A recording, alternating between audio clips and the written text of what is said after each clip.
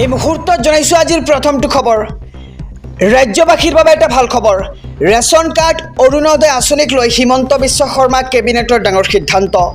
ঘৰে ঘৰে অৰুণোদয় আঁচনি দিয়াৰ চেষ্টা চলাব এইবাৰ চৰকাৰে। অৰুণোদয় আঁচনি নপোৱাকৈ কোনো যোগ্য পৰিয়াল নাথাকিব বুলি মন্তব্য কৰা হয় কেবিনেটত। অৰুণোদয় আঁচনি নপোৱাকৈ কোনো যোগ্য পৰিয়াল এতিয়া নাথাকিব আৰু অৰুণোদয় আঁচনি লাভৰ বাবে চলোৱা হ'ব পৰিয়াল ভিত্তিক জৰীপ আৰু ইয়াৰ বাবে গঠন কৰিব বিশেষ কমিটি। কমিটিৰ পৰামৰ্শ মতে প্ৰস্তুত কৰা হ'ব তালিকা। কোন কোন পৰিয়ালে লাভ কৰিব তালিকা পৰামৰ্শ দিব কমিটিয়ে আৰু কমিটিয়ে এমাহৰ ভিতৰত দিব লাগিব পৰামৰ্শ। অজন্তা নায়ক, ৰণোজ পেগু, বিমল বৰাৰ লগতে কেশৱ মহন্ত, ৰঞ্জিত দাসৰ নেতৃত্বত গঠন কৰা হৈছে কেবিনেট উপ সমিতি আৰু ৰেচন কাৰ্ডক লৈও ডাঙৰ সিদ্ধান্ত কেবিনেটত। লগতে কোৱা হৈছে যে 15 লাখ লোকে নতুনকৈ পাব ৰেচন কাৰ্ড অৰুণোদয় আঁচনিক লৈ হিমন্ত বিশ্ব শৰ্মা কেবিনেটৰ ডাঙৰ সিদ্ধান্ত। ঘৰে ঘৰে অৰুণোদয় আঁচনি দিয়াৰ চেষ্টা চলাব এইবাৰ চৰকাৰে। ৰাজ্যৰ লাখ লাখ ছাত্ৰীৰ বাবে ভাল খবৰ। শীঘ্ৰে মেট্ৰিক আৰু উচ্চতৰ মাধ্যমিক উত্তীৰ্ণ ছাত্ৰীয়ে লাভ কৰিব ধন। নিযুত মইনা আঁচনিৰ ধন বিতৰণত অনুমোদন এইবাৰ ৰাজ্যিক কেবিনেটৰ। 10,000 টকাকৈ দিয়াত অনুমোদন এইবাৰ ৰাজ্যিক কেবিনেটৰ আৰু অহা 2 মাহৰ ভিতৰত ছাত্ৰীসকলক দিয়া হ'ব নগদ ধন আৰু 15 আগষ্টৰ দিনা লাখ লাখ ছাত্ৰীৰ একাউণ্টত সোমাব ধন। আগত জনাইছোঁ খবৰটো মুখ্যমন্ত্ৰী হিমন্ত বিশ্ব শৰ্মাৰ এই বৃহৎ ঘোষণা। ৰাজ্যৰ লাখ লাখ ছাত্ৰীৰ বাবে ভাল খবৰ।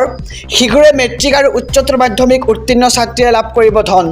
নিযুত মইনা আঁচনিৰ ধন বিতৰণত অনুমোদন ৰাজ্যিক কেবিনেটৰ আৰু 10,000 টকাকৈ দিয়াত অনুমোদন এইবাৰ ৰাজ্যিক কেবিনেটৰ আৰু অহা 2 মাহৰ ভিতৰত ছাত্ৰীসকলক টকা দিয়া হ'ব আৰু 15 আগষ্টৰ দিনা লাখ লাখ ছাত্ৰীৰ একাউণ্টত সোমাব এই ধনৰাশি। PM কিষাণক লৈ আহি পৰিছে ডাঙৰ খবৰ।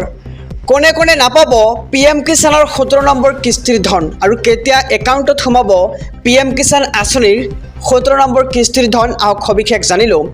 PM কিষাণক লৈ আহি পৰিছে ডাঙৰ খবৰ।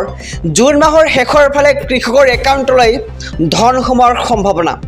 PM কিষাণ সন্মান নিধিৰ 17 নম্বৰ কিস্তিৰ ধন আহিব জুন মাহতে আৰু কিন্তু কোনে কোনে নাপাব 17 নম্বৰ কিস্তিৰ ধন। পৰিয়ালৰ কেৱল এজন ব্যক্তিয়েহে পাব PM কিষাণ আঁচনিৰ ধন। লগতে পিতা পুত্ৰৰ ভিতৰত যিকোনো এজনহে পাব এই ধনৰাশি। খেতিৰ উপযোগী মাটি নথকা লোকে নাপাব এই আঁচনিৰ সুবিধা, অৰ্থাৎ PM কিষাণ আঁচনিৰ ধন লাভ নকৰিব। লগতে EKYC আপডেট নকৰা হিতাধিকাৰীও নাপাব এই আঁচনিৰ ধন আৰু পৰিয়ালৰ কোনো সদস্যই যদি চাকৰিয়াল হয় তেন্তে বঞ্চিত হ'ব PM কিষাণ আঁচনিৰ ধন লাভৰ সুবিধাৰ পৰা। আৰু অধিক তথ্যৰ বাবে আপুনি লগইন কৰি চাব পাৰে pmkisan.gov.in ৱেবছাইটত। আৰু PM কিষাণ আঁচনিলৈ আহি পৰিছে ডাঙৰ খবৰ। আমি খবৰটো জনাইছোঁ। এই মুহূৰ্তত জনাইছোঁ আজিৰ শেষৰ খবৰটো। 10 তাৰিখে লাখ লাখ লোকৰ একাউণ্টত সোমাব ধন। কোনে কোনে লাভ কৰিব এই ধন? অৰুণোদয় আঁচনিৰ লাখ লাখ হিতাধিকাৰীৰ একাউণ্টত জমা হ'ব 1250 টকাকৈ। লগতে বৃদ্ধ পেঞ্চন আঁচনিৰ ধন সোমাব একাউণ্টত অহা 10 তাৰিখত আৰু বিধৱা পেঞ্চন আঁচনিৰো ধন জমা হ'ব একাউণ্টত আৰু প্ৰতি মাহৰ 10 তাৰিখে হিতাধিকাৰীৰ একাউণ্টত ধন সোমোৱাটো নিশ্চিত কৰিছে চৰকাৰে।